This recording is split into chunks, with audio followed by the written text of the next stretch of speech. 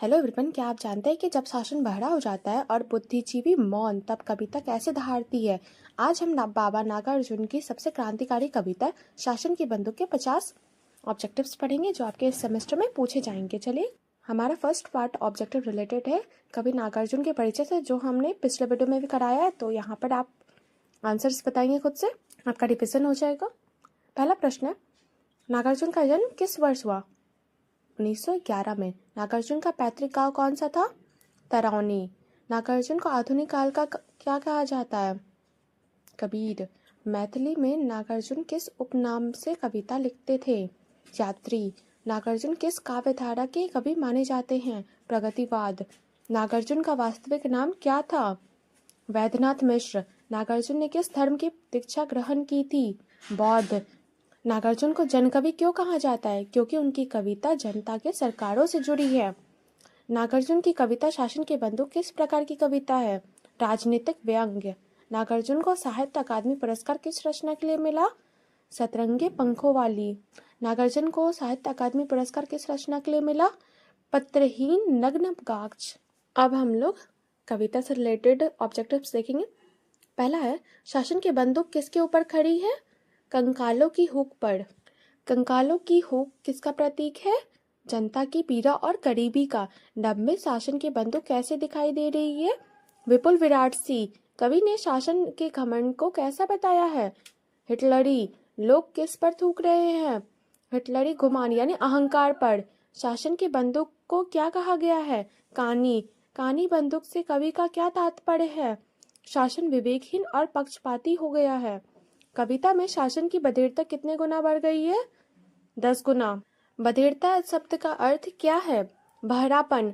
कविता में मुख कौन बन गए हैं? विनोबा। कवि ने विनोबा का नाम लेकर किन पर व्यंग्य किया है? शांत बैठे बुद्धिजीवियों पर।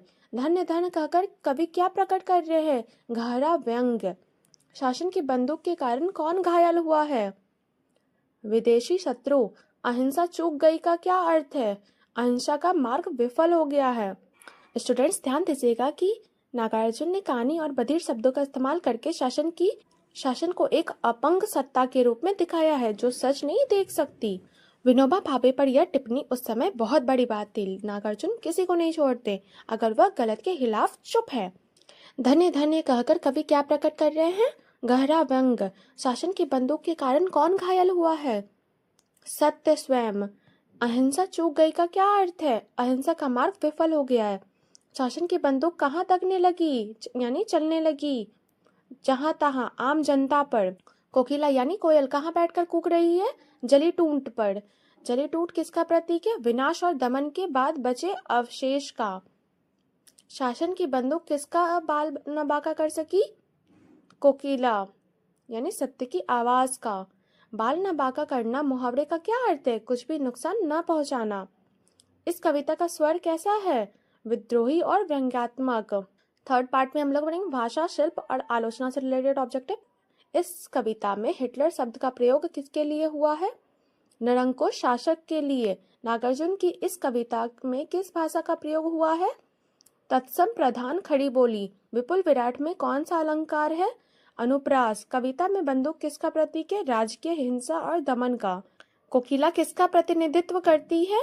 सत्य और प्रतिरोध के स्वर का। यह कविता किस ऐतिहासिक घटना के पृष्ठभूमि में लिखी गई मानी जाती है? आपातकाल यानी इमरजेंसी टाइम। नागार्जुन की कविताओं में कौन सा गुण प्रमुखता से मिलता है? फक्कड़पन और बेबाकी। धिक्कार का भाव कविता में किस पंक्ति में झलकता है? उस हिटलरी गुमान पर सभी रहे थूक। बधिर शब्द का विलोम क्या है? बधिर शब्द का विलोम क्या होगा? श्रवण यानी सुनने वाला। शासन की बंदूक में शासन का अर्थ क्या है? सरकार यानी सत्ता। नागार्जुन किस प्रकार के कवि हैं? जनवादी। हुक शब्द का अर्थ क्या है? ठीस या गहरी पीड़ा। कोकिला का कूकना क्या दर्शाता है? जिजीविषा और अटूट साहस। कविता में अहिंसा को कैसा बताया गया है? चूक गई, विफल। नागार्जुन की कविताओं में मुख्यतः कौन सा रस पाया जाता है? वीर और विभत्स यानी व्यंग्य के साथ। कानी हो गई पंक्ति में कानी शब्द क्या दर्शाता है? नैतिक अंधापन। मृग छाल शब्द का उल्लेख किस संदर्भ में हुआ था? आसन। विनोबा मुख पंक्ति में विनोबा कौन है? भूदान आंदोलन के प्रणेता विनोबा भावे। दगने लगी का अर्थ क्या है? गोली चलने लगी। नागार्जुन की मृत्यु कब हुई? 1998। तो ये थे शासन के बंदूक के वो 50 ऑब्जेक्टिव्स जो आपके एग्जाम के लिए सबसे ज़रूरी है। कोकिला का कूकना याद रखिएगा, क्योंकि यही इस कविता की असली जीत है। उम्मीद है ये 50 ऑब्जेक्टिव आपकी तैयारी को मजबूत करेंगे।